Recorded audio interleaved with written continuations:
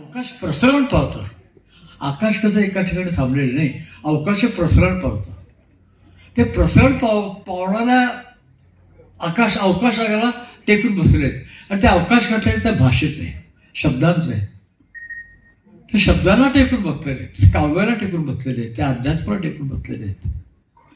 ते विराण्यांना टेकून बसलेले आहेत. आणि अवकाशासारखे ते प्रसरण पावत आहेत, ते आपल्या हातात येत ते बाहेर पडतात आपल्यापासून आणि जास्ती लांब जातात आणि जास्ती लांब जातात. विश्वाचे अर्थ माझ्या मनी प्रकाशेल असं वाटतं. सगळ्या विश्वाचं दुःख माझ्या मनात आलेलं आहे. अवघीची झाले वैकुंठ ब्रह्म वैकुंठ, सगळं ब्रह्म माझा वैकुंठमय झाला.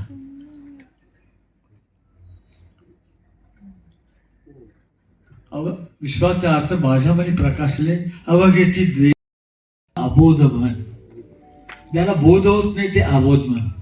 त्या अबोध मनातला जस्ट के फरक से आवाज बदल जाती है.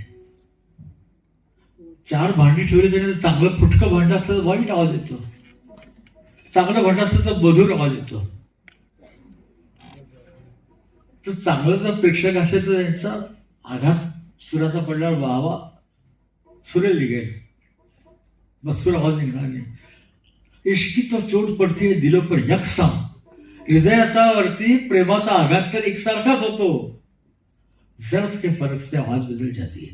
भांडण्याचा आकार कसा तर कृपया गाणं आपण शांतपणे मला शांत बंद करून ऐका.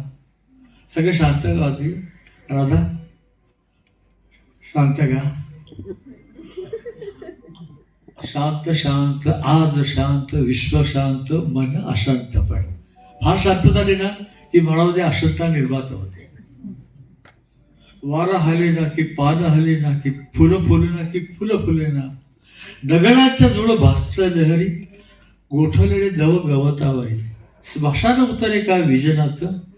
शांत शांत आज शांत विश्व शांत मन अशांत. जेवढी शांत झाली तेवढं मन अशांत होतं. तेवढा म्हणून विचार करायला लागतो, तेवढं तो अंतर्मुख होतो आणि समृद्ध होतो.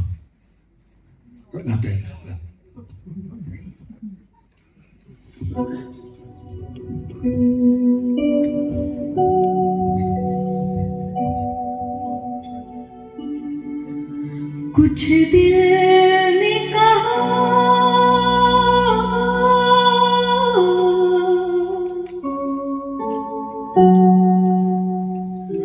कुछ भी नहीं.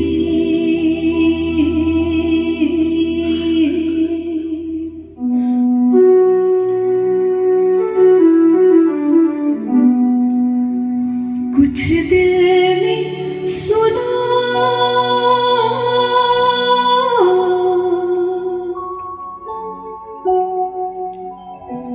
कुछ भी नहीं.